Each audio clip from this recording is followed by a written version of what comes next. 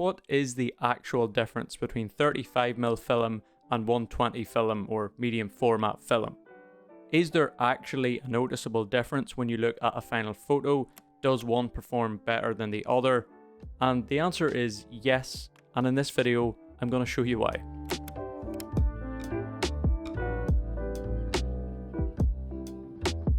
What's up guys, welcome back to the channel and another video. So if you've shot film at all, or if you're aware of film cameras at all, you will know that there's two main types of film, 35mm film and 120 or medium format film. So 35mm film is the most popular type of film used, and it's used in all the point and shoot cameras and other SLR cameras like the Canon AE1 for example. And then we have 120 or medium format film, which is used in cameras like the Pentax 6.7 or the Hasselblad 500 series cameras, normally bigger cameras because this is a bigger film. Anyway, I don't want to get too technical on this one because it's just a little bit boring, but the main thing is medium format or 120 film is bigger than 35mm film. The negative itself is bigger, which means that the scan you get back from the lab after the film has been processed is also bigger. And then you may ask, why does that matter?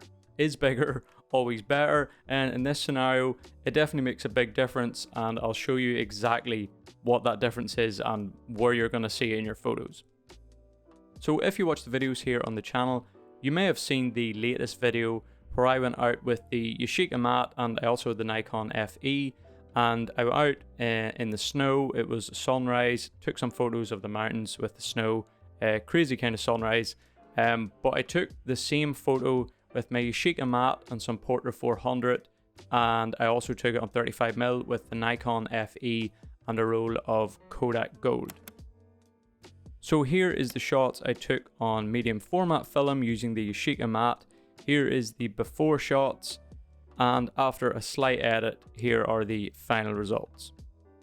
So as you can see with these shots, things change slightly obviously as the sun rises. The mountain gets a lot brighter, things get a little more contrasty, which made things quite hard to meter, but these are the three best shots that I got of this scene on medium format. And right after I finished those, I then took the same photo of the same scene using my Nikon FE and a roll of Kodak Gold. Here is the before photo right as I got it from the lab, and here is the final edit after some adjustments in Lightroom. Here's another photo I took in the same area, this time just from a slightly different angle. So just in case you're not really sure what you should be looking for in these photos, this is where the 120 or medium format film really makes a big difference.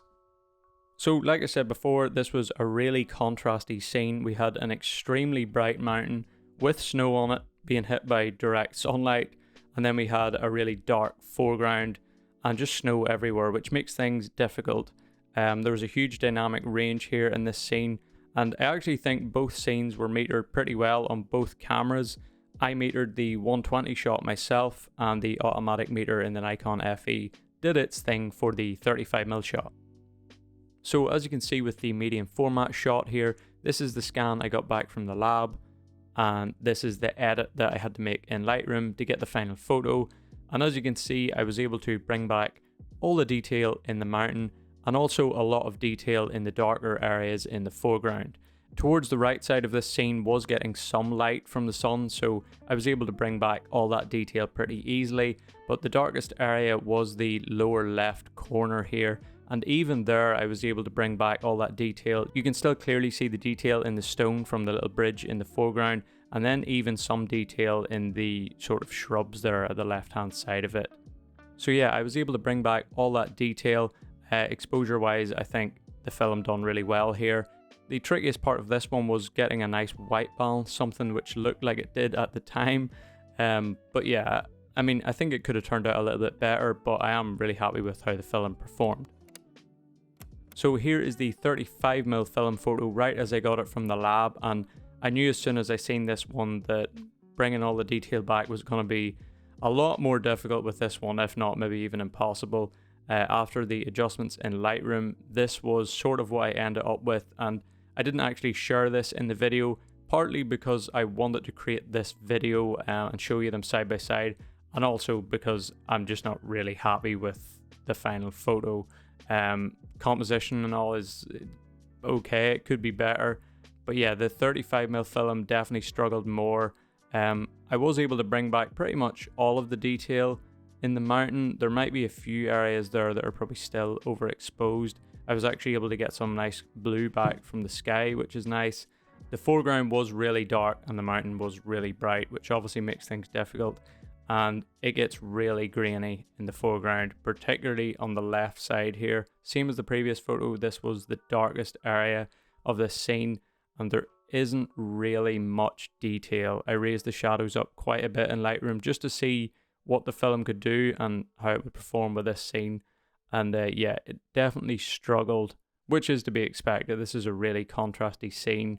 I just didn't really want to go for that silhouette look, so I was hoping I could bring some more detail back, but the 35mm film definitely struggled when it came to the darker shadow areas. It didn't really do too bad with sort of color casting on the underexposed areas. It's maybe slightly green in there at parts, but I mean, that is to be expected when you underexpose areas of film like that. I am aware that the Portra 400 in medium format probably does have slightly better dynamic range than the Kodak Gold in 35mm. I think the results, even if I had have used Portra in 35mm, would have been something similar to what I showed you. Now, to me, this was a really tricky scene, and I am not in any way saying that 35mm film has a poor dynamic range, because it really doesn't. There are quite a few photos that I have took a photo in similar-ish conditions in the snow, and I think that one turned out really well on 35mm. I'll show you the 120 one just in case you didn't see that video or you're interested. Here's the two side by side, and I really like both of them. So yeah, 35mm film done really well there, and the dynamic range was not near as noticeable as this photo. I also took some photos in Italy in what I would call quite tricky conditions, and the 35mm film I think handled those really well, and I think the photos turned out really nicely. Just the way it dealt with the light and stuff, yeah, turned out pretty perfectly, I think. So yeah, I'm not saying 35mm film has a poor dynamic range. It's actually really good. Just in really extreme scenarios compared to 120, it's never going to be able to hold up as well. So yeah, that's pretty much it for this one.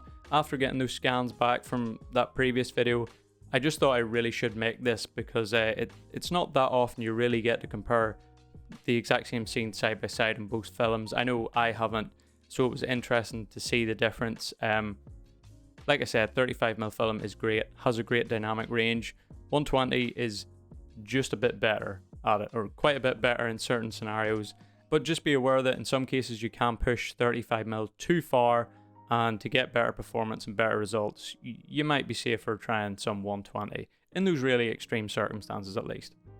But yeah, I'm not going to blabber on anymore. Hopefully this one was interesting or benefits you in some way for future photos or whatever. Let me know what you think of those photos and just the experience you've maybe had shooting both 35mm and 120.